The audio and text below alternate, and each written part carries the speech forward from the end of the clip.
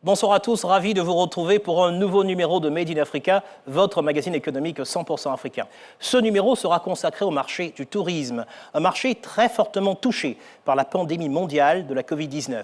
Entre janvier 2020 et décembre 2020, le nombre de touristes internationaux a diminué d'environ 1 milliard, soit une baisse de 73%. Conséquence, un effondrement de l'industrie du tourisme sur les années 2020-2021 qui pourrait entraîner une perte de 4 000 milliards de dollars. Mais avec la maîtrise progressive de la pandémie, le secteur devrait repartir à la hausse. Un secteur qui mise notamment sur l'écotourisme, un tourisme centré sur la découverte de la nature et de la culture, un marché en plein boom. Au sommaire ce soir, enquête sur la tendance de l'écotourisme en Côte d'Ivoire. Pour comprendre cette nouvelle manière de voyager, nous sommes partis à Grand-Bérébi, ville côtière de l'ouest du pays, qui dispose de nombreux atouts avec sa nature généreuse et variée, mais aussi ses traditions. Là-bas, villageois et hôteliers font le pari d'un tourisme citoyen, bon pour la protection de l'environnement, mais aussi bon pour l'économie locale. Puis nous partirons à la rencontre d'un ardent défenseur de l'écotourisme, Jean-Marc Bini.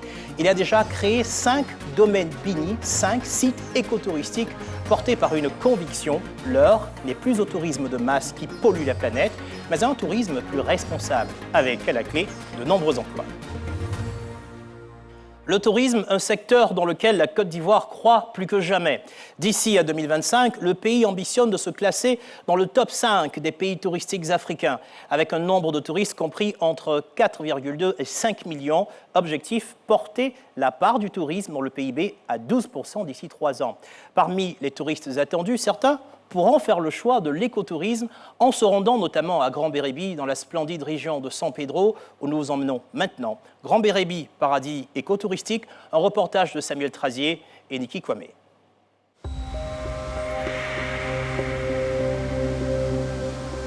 Nous sommes à Grand-Bérébi, dans la région du Bassa-Sandra, à 1 heure de route de San Pedro. Ce couple de touristes français est venu s'offrir un week-end d'immersion en pleine nature. Sur ces plages de sable fin et ces eaux cristallines bordées de végétation tropicale et de villages de pêcheurs. Un dépaysement total orchestré par Daouda et son agence Dipro Trip. Asseyez-vous. Pika, ouais. Comment tu vas? L'homme des tortues. Ouais. Bonjour. Là, la bienvenue. C'est un site éco-touristique 100% naturel. Vous allez profiter de ce petit paradis. Mais avant de pouvoir en profiter, ils vont se plier à une coutume locale. Bienvenue. Chez nous, lorsque un étranger arrive, c'est d'abord la cola. La coutume coumène, c'est ça, c'est la cola, afin de lui souhaiter les bienvenus.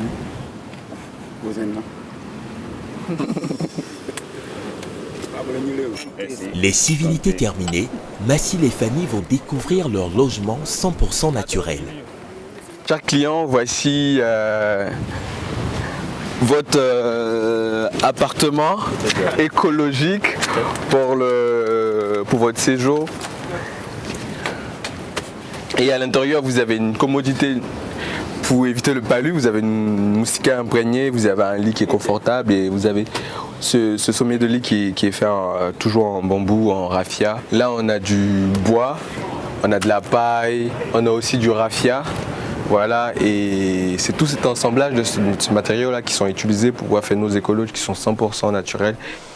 Un habitat rudimentaire, mais qui séduit ce couple de touristes.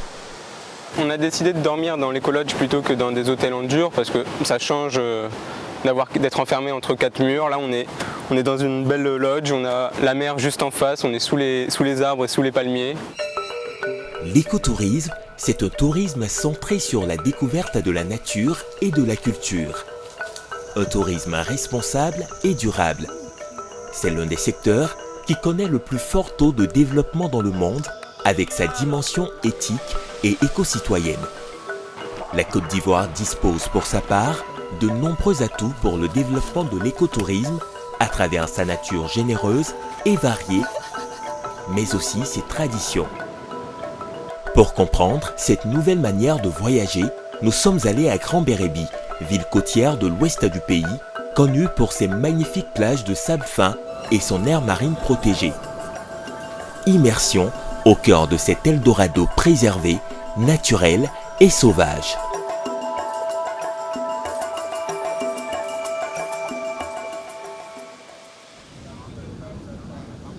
Mathilde et Fanny vont démarrer la journée d'une manière un peu particulière.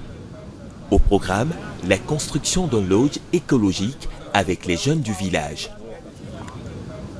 4 solides bois sont d'abord enfoncés dans le sol avant de poser les traverses en bambou de part et d'autre. Donc, ensemble, on lève le bois. Les lianes servent ensuite de cordes pour resserrer l'ensemble. Solidement, waouh. Merci. Enfin, les pailles sont posées pour recouvrir le toit de cette architecture de 3 mètres carrés construite dans un souci d'harmonie avec la nature. On a découvert de nouvelles choses. Les gars étaient très sympas, ils ont été très pédagogues. Très agréable d'être avec eux pour travailler un petit peu. Expliquer et faire comprendre aux villageois l'intérêt qu'ils avaient à contribuer à la réussite de ce projet écotouristique a été un travail de longue haleine pour Daouda, le responsable de l'agence de voyage.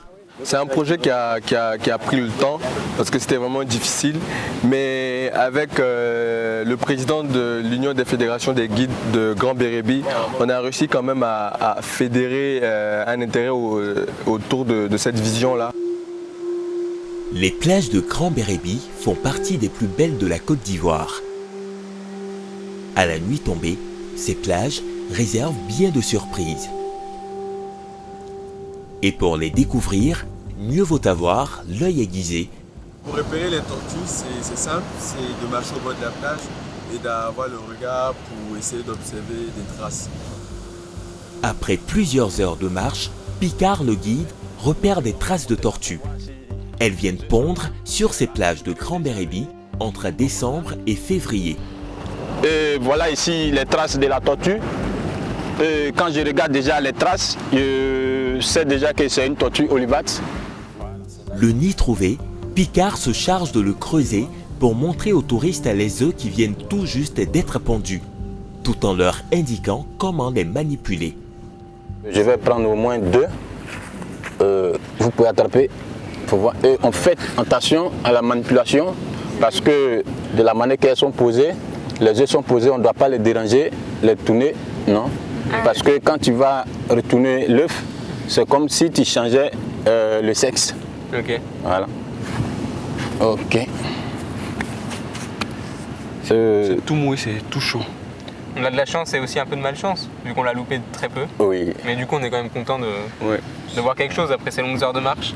Voir des tortues dans leur habitat naturel ou dans le phénomène de reproduction naturelle, ça attire beaucoup de touristes et c'est aussi un moyen très puissant pour nous, membres, opérateurs dans l'écotourisme, de sensibiliser aussi, de montrer que la Côte d'Ivoire a encore un patrimoine animalier qu'il faut préserver. Pour espérer voir des bébés tortues sortir de ce nid sains et saufs dans 45 jours minimum, les éco-gardes doivent être à l'affût. De retour au village, c'est autour d'un feu de camp que se réunissent les touristes et les villageois, dans la pure tradition de la région.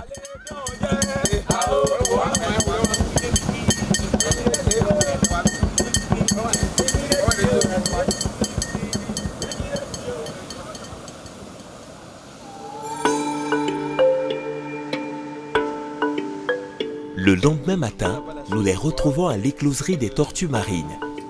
Une centaine de bébés tortues ont vu le jour sur cette même plage de Grand Bérébi la nuit dernière.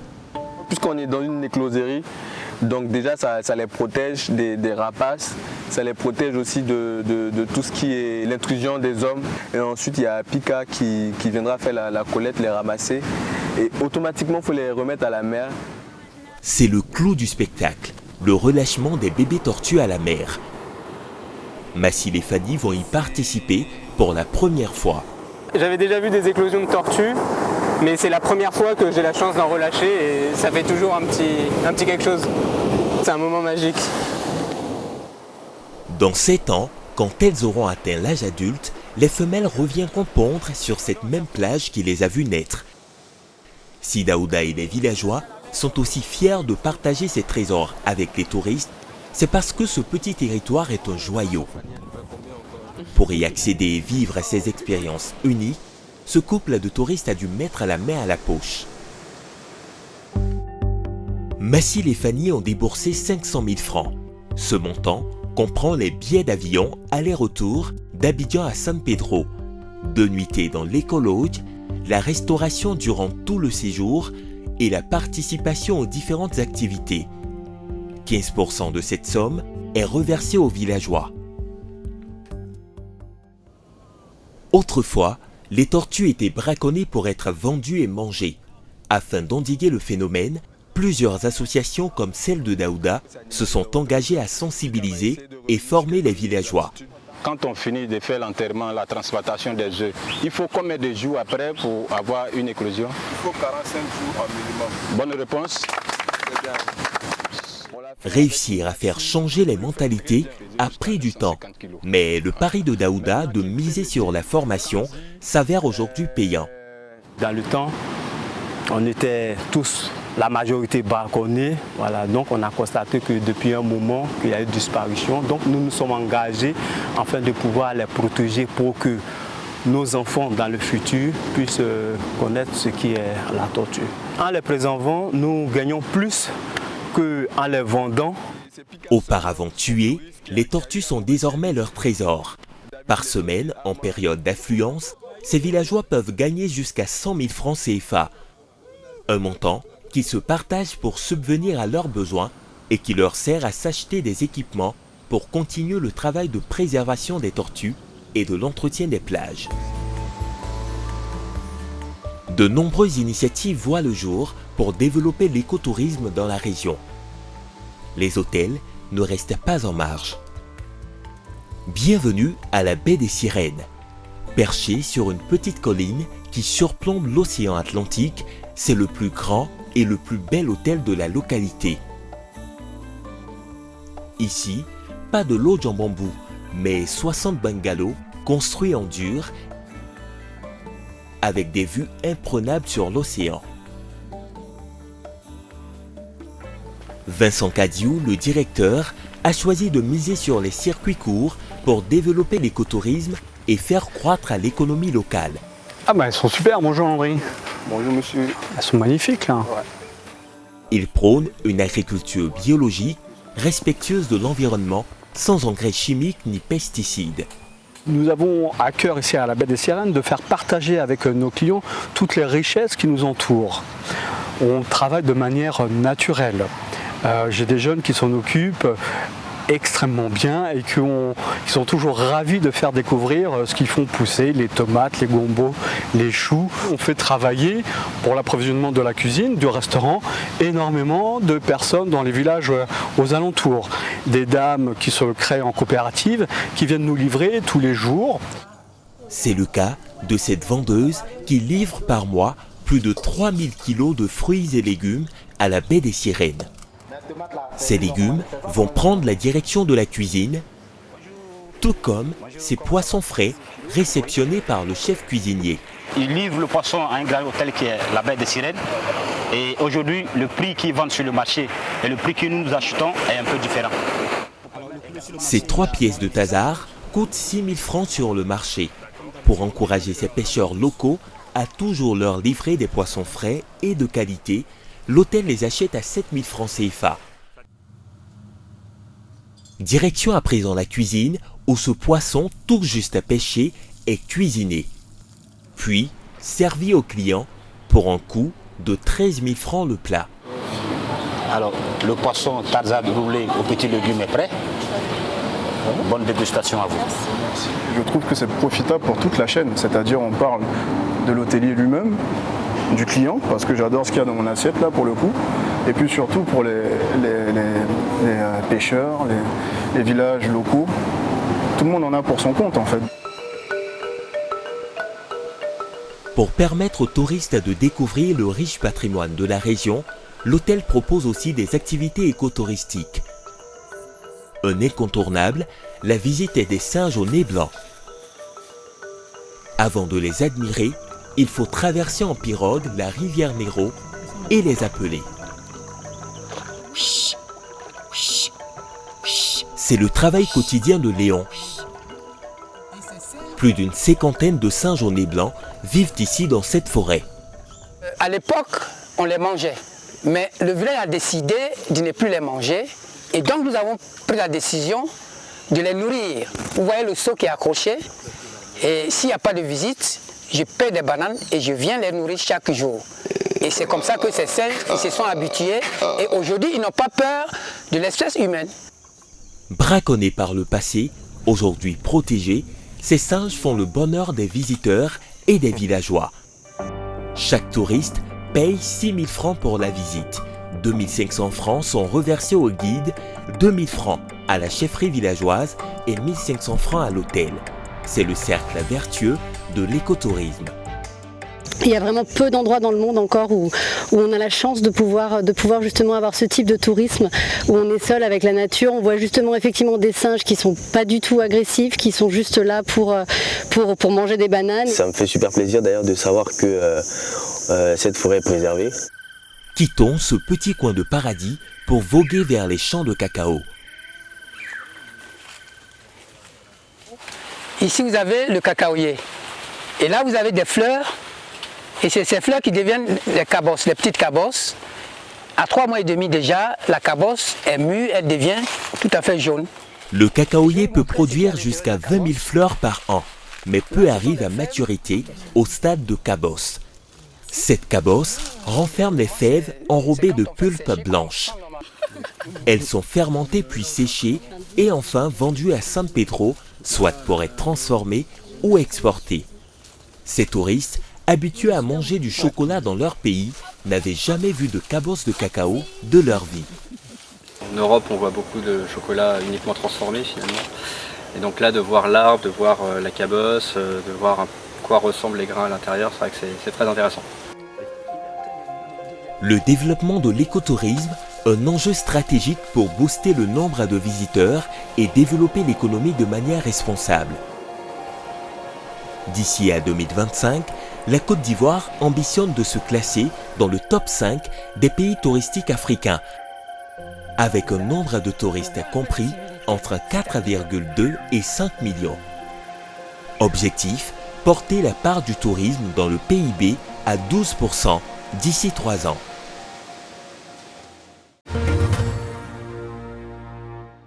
Et pour débattre ce soir, j'ai l'honneur d'accueillir Monsieur le ministre du Tourisme et des Loisirs de Côte d'Ivoire, Monsieur Siandou Fofana, Pamela Enoblé, directrice générale du groupe Enotel, et Jean-Marc Bini, propriétaire et fondateur du domaine Bini. Madame, messieurs, bonsoir. Bonsoir. Monsieur le ministre, nous venons de voir en reportage, je commence par vous, merci d'être là. Quand on voit tout ce potentiel, ça encourage justement que de croire à la capacité de cette région d'éclore, d'exploser en matière touristique.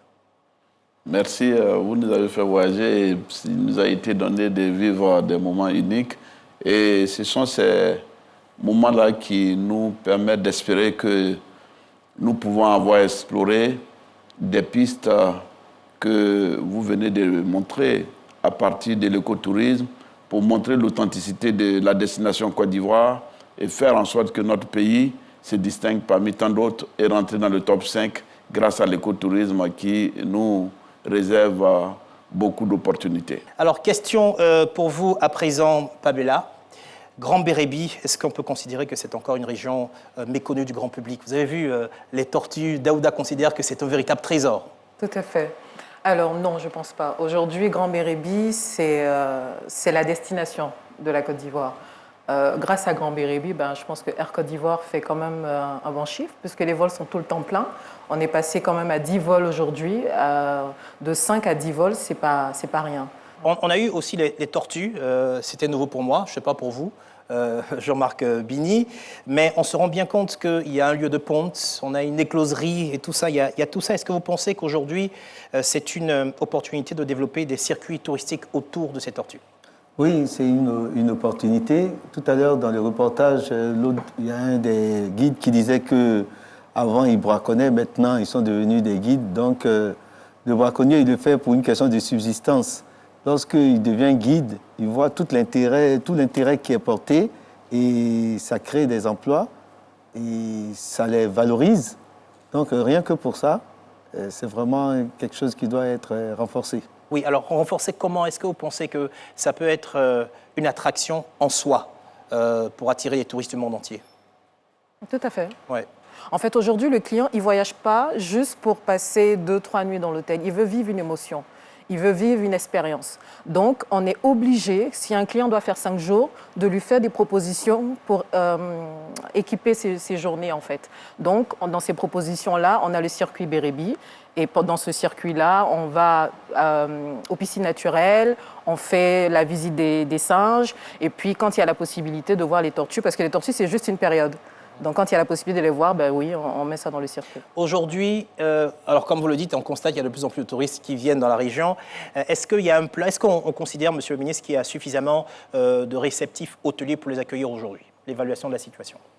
L'évaluation de la situation sur San Pedro, oui. Principalement, nous sommes aujourd'hui autour de 305 hôtels pour environ 7000 lits. Et nous pensons qu'à la faveur de la CAN qui se prépare, l'on pourrait accroître la capacité de réception dans la zone. Et ce qui est important de souligner ici, c'est qu'il y a un véritable engouement vis-à-vis des opérateurs.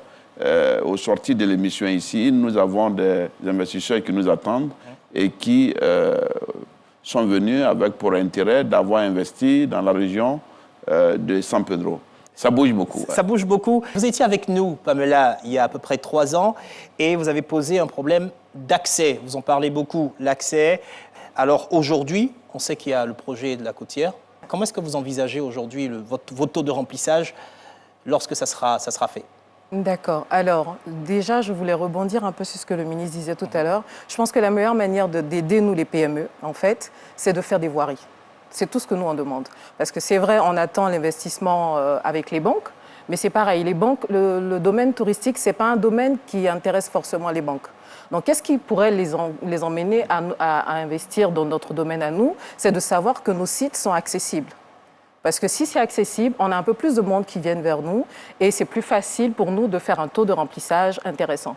Mais quand on n'a pas l'accessibilité, c'est beaucoup plus compliqué. Mais donc, quand il faut passer... quand même, des signes d'amélioration? Oui. Oui, tout à fait, mais ce n'est pas suffisant. Quand j'ai envie d'aller à Taki, quand j'ai envie d'aller à Munugaga, quand j'ai envie d'aller à Sassandra... L'accès est difficile. Ben, l'accès est difficile. Donc après, les voiries en dur et tout ça, je suis d'accord, mais il faut prévoir maintenant de bonnes pistes.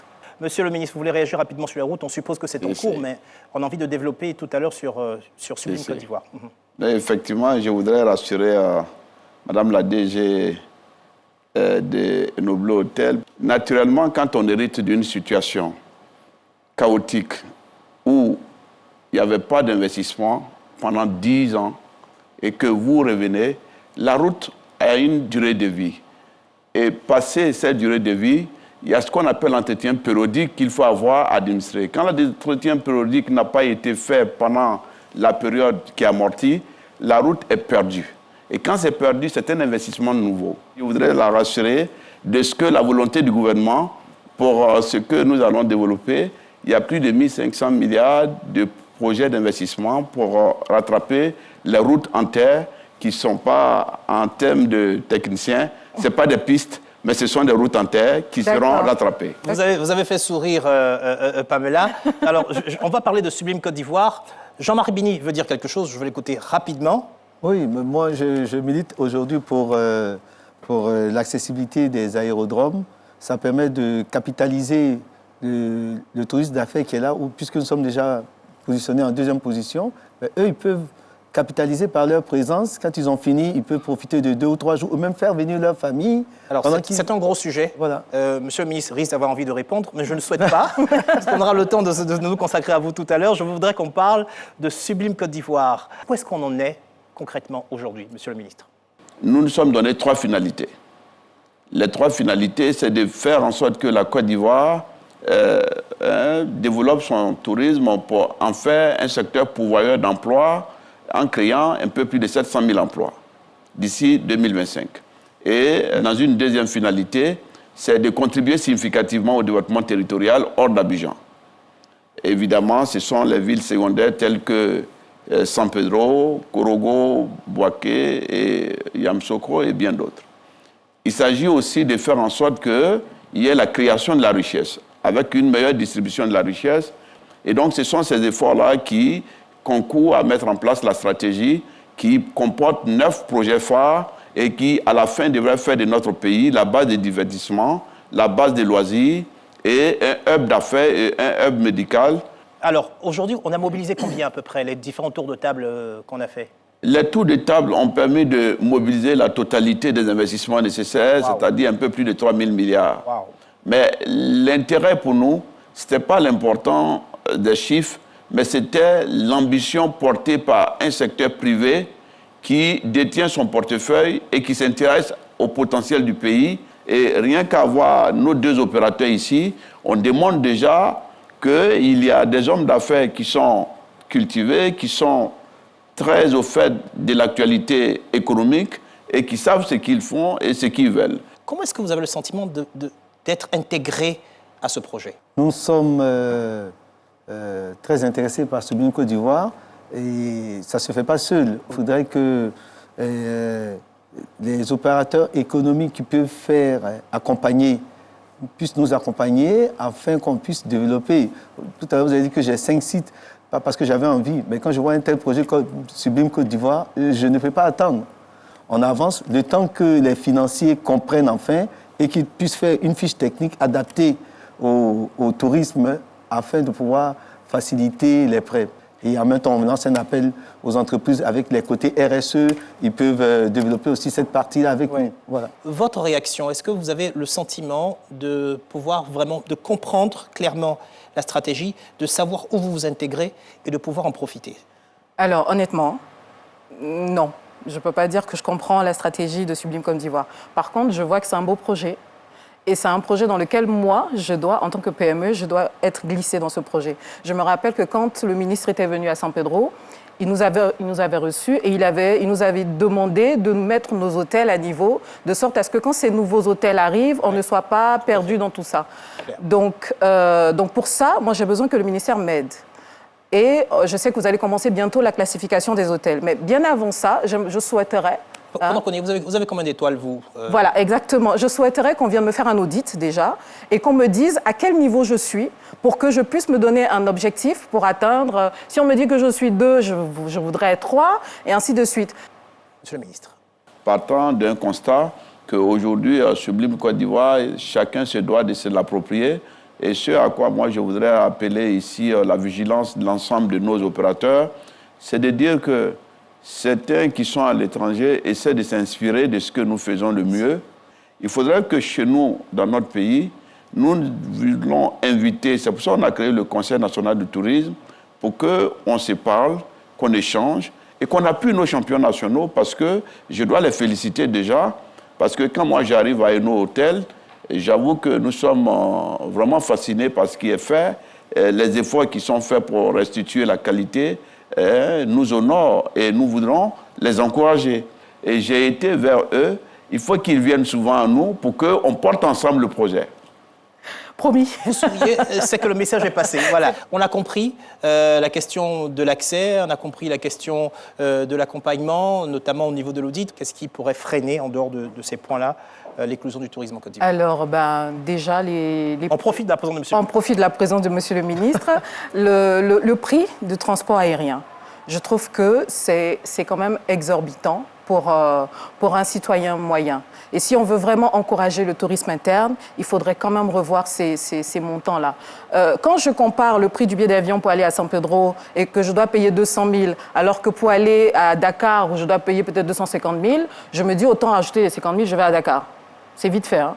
Donc, qu'est-ce que nous, on veut? On veut que les personnes viennent à l'intérieur. Donc, dans ce cas, on devrait pouvoir proposer des prix assez attrayants. Je pense que là, on a besoin de l'État pour essayer de subventionner un peu une partie de tout ça. Et puis derrière aussi, je pense que ça va augmenter le trafic. C'est noté. Jean-Marc Bini. Si on développe les aérodromes et que le ministre nous aide à faire comprendre que c'est du tourisme aérien et non du transport, ben, ça sera plus facile. Monsieur le ministre, apparemment la question de l'aérien, c'est un gros sujet qui sera non seulement pourvoyeur d'emplois, mais également d'opportunités pour booster le tourisme. Vous n'allez pas réagir dessus, parce qu'on a un autre sujet et on va revenir en plateau tout à l'heure. On l'a vu, la région de San Pedro a de nombreux atouts en termes d'offres écotouristiques.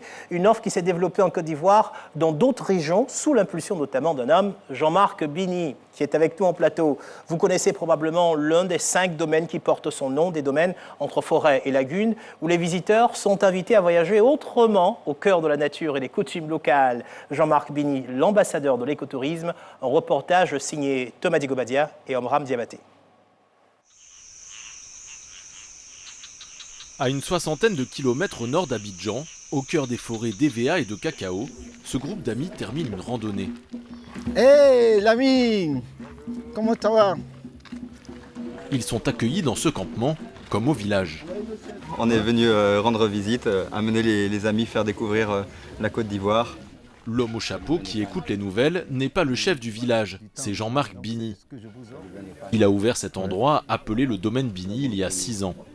Le concept est basé sur les us et coutumes. C'est le tourisme selon les us et coutumes.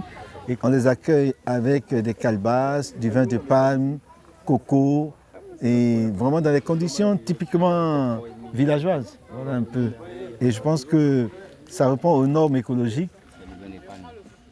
La particularité du domaine Bini, installé en plein milieu de la forêt, c'est un lieu écotouristique. L'écotourisme, un mode de tourisme responsable, centré sur la découverte de la nature et des cultures locales.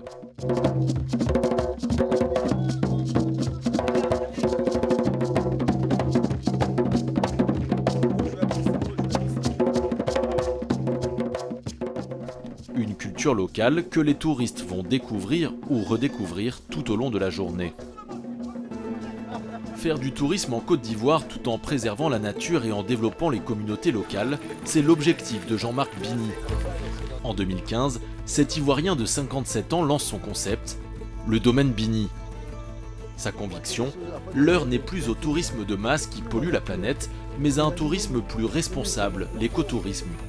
Un concept qui a le vent en poupe. Selon une étude, 35% des voyageurs dans le monde pensent à réserver des vacances écotouristiques. En 6 ans, Jean-Marc Bini a ouvert 5 sites en Côte d'Ivoire, entre forêt et lagunes. Il emploie près de 50 personnes, pour la plupart issues des villages voisins. Portrait d'un homme engagé qui a décidé de penser le tourisme autrement.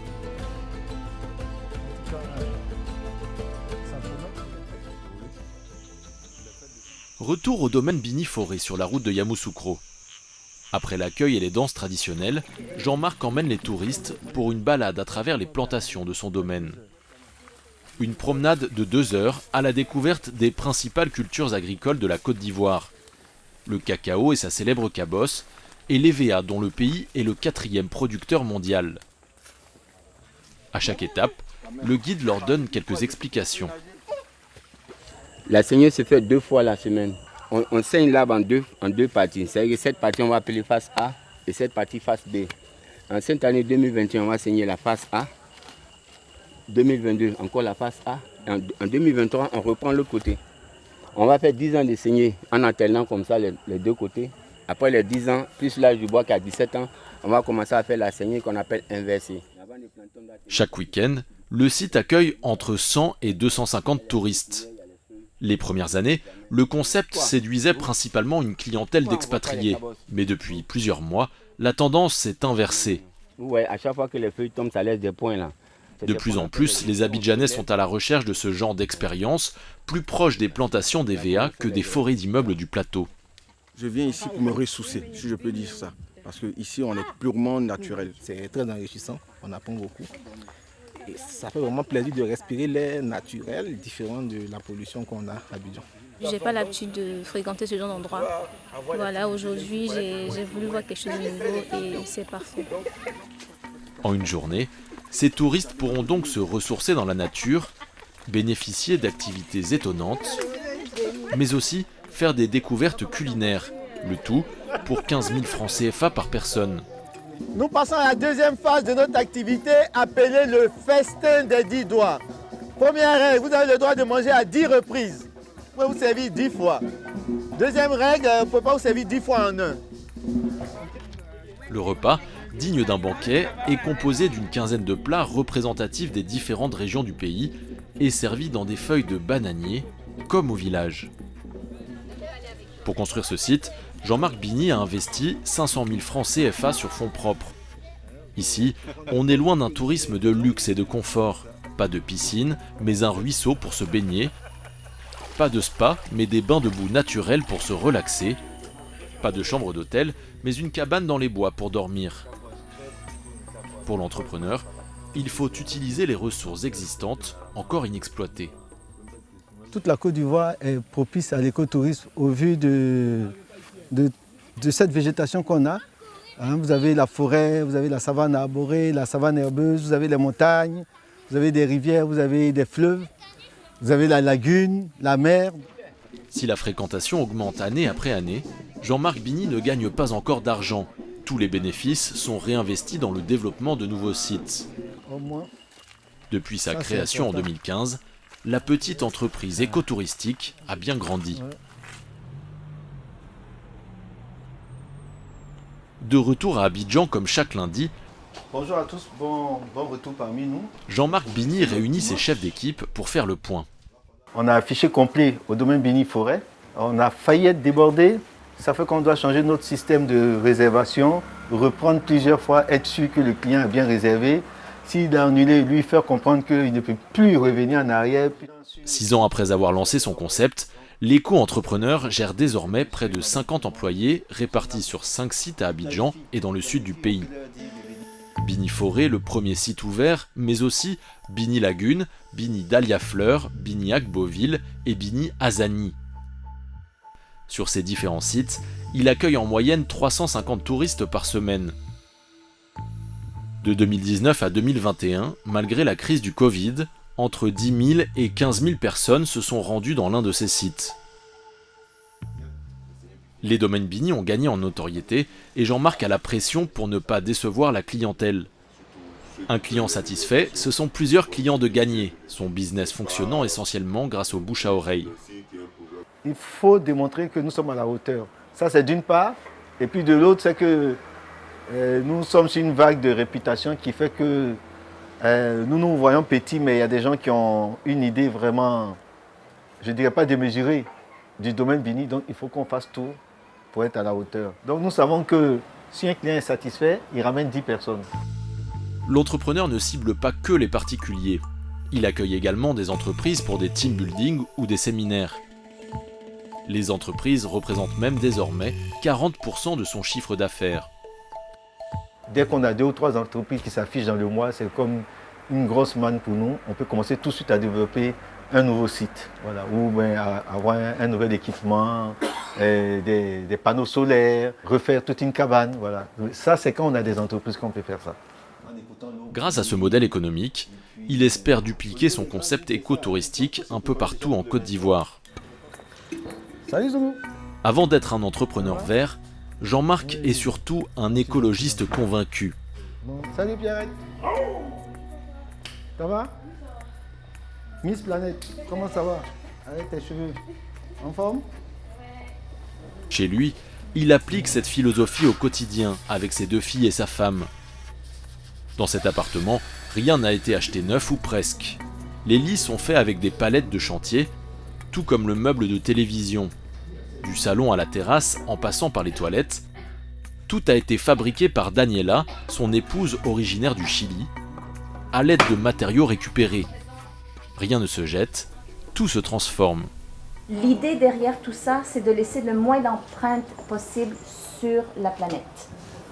Donc en récupérant, en recyclant tous les matériaux, le pot de moutarde Dijon, ben moi j'en fais mon verre.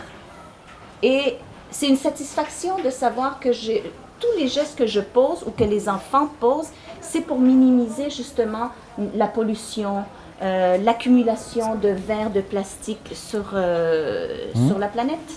Donc, en redonnant vie, en récupérant, on fait un pas vers le respect de la nature et de l'environnement. Cette fibre écolo s'est affirmée chez Jean-Marc Bigny lors de ses 10 années passées au Canada.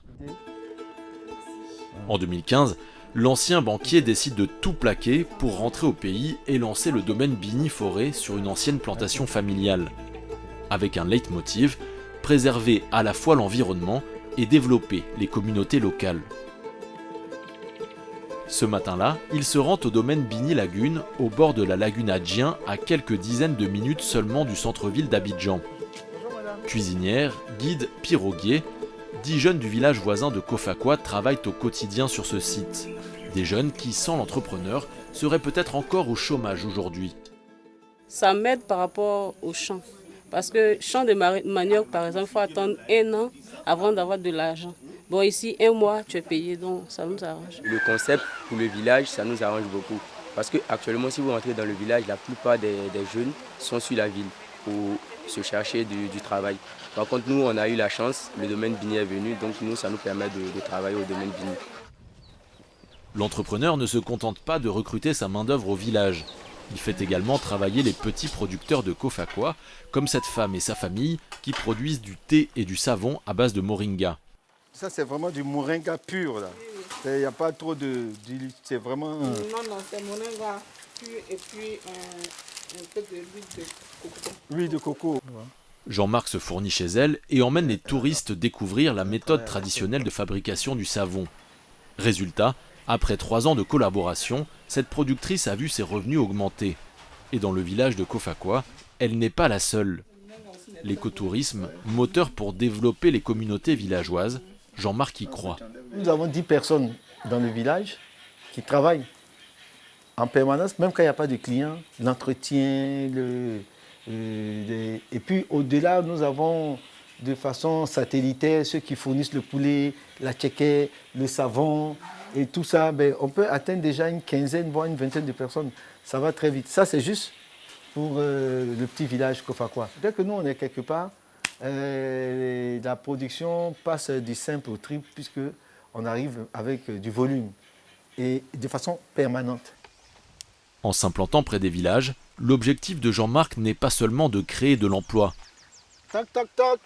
C'est aussi de favoriser les circuits courts, comme avec ce producteur de Koutoukou et de Bandji, situé à quelques minutes de marche à peine de son site. Et la plupart des ingrédients et tout ce qu'on fait doit être dans un rayon de 7 km. Si tu dois dépenser du carburant pour aller chercher ton Koutoukou à 50 km, il a beau être naturel, bio, mais il n'est pas écolo dans la mesure où tu es obligé de transporter. Alors, ce modèle, qui implique respect de la planète et développement des communautés locales, Jean-Marc veut le répliquer un peu partout en Côte d'Ivoire. Dans cette optique, il a noué un partenariat avec une structure étatique. Au cœur d'Abidjan, dans le quartier d'Abata, la réserve naturelle de Dahlia Fleur. Une forêt urbaine peu connue des Abidjanais, où Jean-Marc vient d'ouvrir son dernier site écotouristique. Bonjour, M. Bigny. Bonjour, mon colonel. Comment allez-vous? Ça va. Il reçoit la visite de Michel Zréon, un responsable de l'OIPR, l'Office ivoirien des parcs et réserves. Celui-ci vient inspecter les installations et s'assurer qu'elles respectent bien les normes de conservation de la nature. Les arbres ne sont pas blessés, donc du coup les installations sont bien réfléchies. Voilà, pas de pointes, pas de corps étrangers dans l'arbre. On essaie d'éviter au maximum. Donc on regarde partout, il y a des fourches ou des bosses qui peuvent servir de cale. Cette réserve était gérée jusqu'ici par l'OIPR. Il y a quelques mois, Jean-Marc Bigny a obtenu l'autorisation d'y installer un site. En échange, il reverse chaque mois à l'organisme étatique une partie de ses recettes. On sera maintenant concentré, par exemple, sur la sécurisation, sur l'aménagement, sur les mesures riveraines, l'éducation environnementale, et on laisse un pan, l'écotourisme, à un professionnel, mais qui, dans son exploitation, pourra reverser quelque chose à l'OIPR pour la réalisation des autres activités. Il existe au total 16 aires protégées en Côte d'Ivoire. Des sites à fort potentiel, mais encore trop peu connus du grand public. C'est ce que Jean-Marc Bini aimerait changer à travers ce partenariat. Ce partenariat me permet, moi, déjà, de m'exprimer, puisque je trouve que nous avons beaucoup de chances d'avoir autant de végétation et d'aires protégées, et en même temps, mettre mon savoir-faire à la disposition pour que le plus grand nombre de public puisse bénéficier. Ça serait dommage que ça reste dans un seul coin et qu'une seule frange de la population profite. Faire découvrir les merveilles de son pays au plus grand nombre, qu'ils soient ivoiriens ou pas, c'est l'objectif de Jean-Marc Bini. Un entrepreneur qui casse les codes du tourisme traditionnel, un amoureux de la nature engagé pour préserver l'environnement et développer les communautés rurales.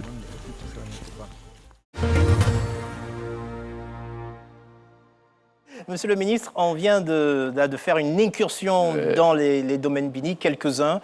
Quel est votre regard sur ce reportage? Je pense qu'il est à féliciter et ici les domaines Bini sont un modèle et un exemple qui montre l'authenticité du tourisme ivoirien et c'est ce que nous recherchons et nous voudrons saluer cette belle initiative et c'est d'ailleurs pour cette raison que nous avons bien voulu l'associer dans le cadre de la collaboration avec mon collègue de l'environnement pour l'exploitation du parc national du Banco. Et Pamela, quel regard vous avez? Qu'est-ce que ce reportage vous inspire? Je lui disais tout à l'heure, bravo. Merci. C'est extraordinaire. Je suis plutôt dans le côté tourisme, moi je vais plus vers le luxe, mais je trouve ça vraiment extraordinaire. C'est écologique et il faut en fait tout ça, il faut cette variété, je pense, dans le tourisme pour que celui qui veut faire tout ce qui est écolo, il va dans l'écotourisme, celui qui pour le tourisme d'affaires, on est là, et puis tourisme de loisirs aussi. Mais je trouve que c'est à féliciter. Vraiment bravo. Merci. Alors, je vous parle en troisième position parce que c'est vous qui êtes au centre de ce reportage. Concrètement, on veut savoir comment vous vient l'idée de créer le domaine Bini. D'abord, le premier, c'est quoi la sensibilité? Comment ça s'est passé? Là, on va, monsieur le ministre, Pamela, dans la tête de Jean-Marc Bini. Bon, mais ce qu'il faut comprendre, c'est l'éducation qu'on reçoit de nos parents. Tout petit, je suis toujours allé à la plantation avec papa. Ça, c'est d'une part. Et d'autre part, rendu au Canada, quand on te fait un week-end aller cueillir des citrouilles comme activité de week-end, bon, je trouvais ça un peu bizarre. Ou bien on te montre un arbre, ce bel arbre, tu le regardes, tu dis, si c'est ça cet arbre est joli, quand serait-il si tu vois mon gros fromager en Côte d'Ivoire ou le bois bêté, etc. Donc, ça crée tout de suite une vocation. Voilà, donc ça fait titre dans ma tête. Alors quel est le retour d'expérience aujourd'hui de ceux qui viennent au domaine Bini? Tout le monde est content et ça m'a fait prendre conscience. En fait, je n'avais pas compris pourquoi ça allait très vite. Donc il a fallu que je puisse, si on peut dire, sortir de moi pour comprendre tout ce phénomène qui se passe, la télévision à gauche, à droite. Et c'est après j'ai compris que c'était de l'écotourisme. Moi, je disais, c'est le tourisme selon les us et coutumes. Et finalement, pour certains, nous sommes la définition étymologique même de l'écotourisme. Du coup, j'ai dit, si c'est ça, pourquoi ne pas continuer? Ouais. Voilà. Alors, c'est quoi la définition concrètement de l'écotourisme? Je ne sais plus si je vais donner la définition du dictionnaire, mais en fait, c'est du tourisme responsable, ça fait partie du tourisme durable.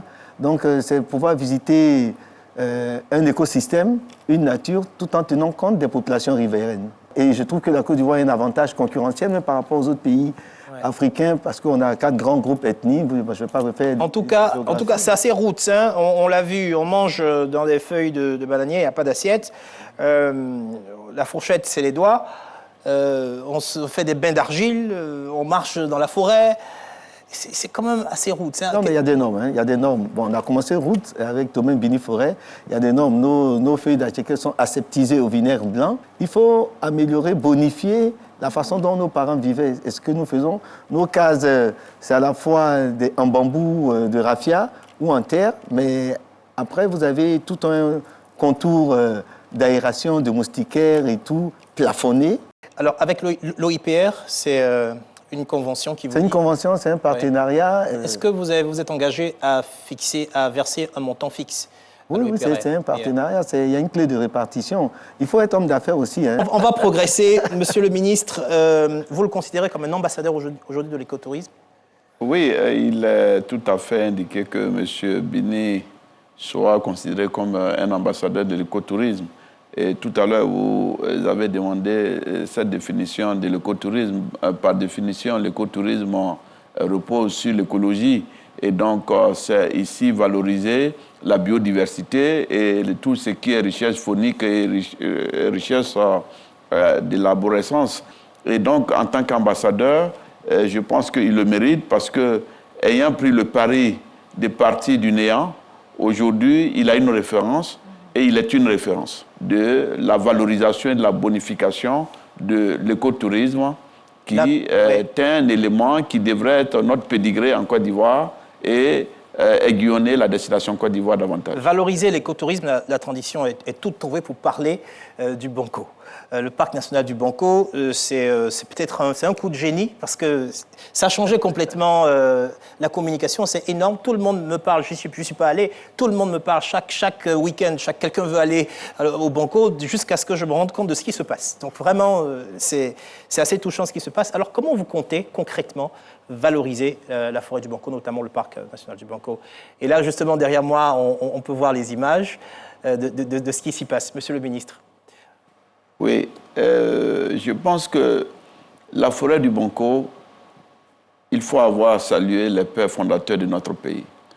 Avoir eu l'idée de conserver au cœur d'Abidjan une forêt de plus de 3000 hectares avec des cours d'eau et une richesse faunique, mais au-delà, une richesse, j'allais dire florale, mais hors norme. Il y a des espèces au monde qu'on ne peut identifier que dans cette partie de la forêt du Banco. Ouais. Et donc c'est énorme. Il faudrait qu'on se l'approprie parce que d'abord, du point de vue de la qualité de vie, nous avons la possibilité d'avoir cette forêt qui absorbe avec tous les problèmes environnementaux auxquels l'on est confronté. C'est un facteur qui vient pour aider à oxygéner un peu la ville d'Abidjan au regard de la croissance auquel on assiste. Donc nous avons fait des équipements de vélos, bien des équipements en accord qui soient dans le respect des normes et des procédures de l'écotourisme. Nous pensons que les Abidjanais devraient avoir à s'approprier la forêt du Banco. J'y ai passé une nuit. Nous avons dormi dans des tentes et je dois avouer que la veille, si je n'avais pas un voyage, j'aurais passé plus longtemps de temps, mais nous sommes restés jusqu'au petit matin.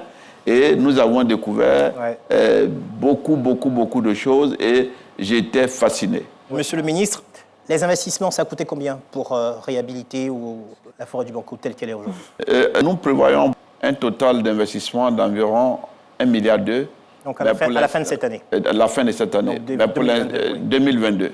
Pour la forêt du Banco, nous avoisinons déjà 200 millions qui sont déjà réalisés et nous allons entamer immédiatement une deuxième phase de 300 millions. Merci beaucoup. Alors on compte sur vous pour aider aussi à valoriser.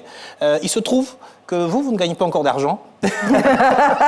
Alors votre business plan dit quoi? Ne serait-ce que pour les 5 domaines Bini. Je suis rentable. Oui. Mais c'est parce que, encore une fois, si je veux m'occuper de cet argent, je ne pourrais pas créer d'autres...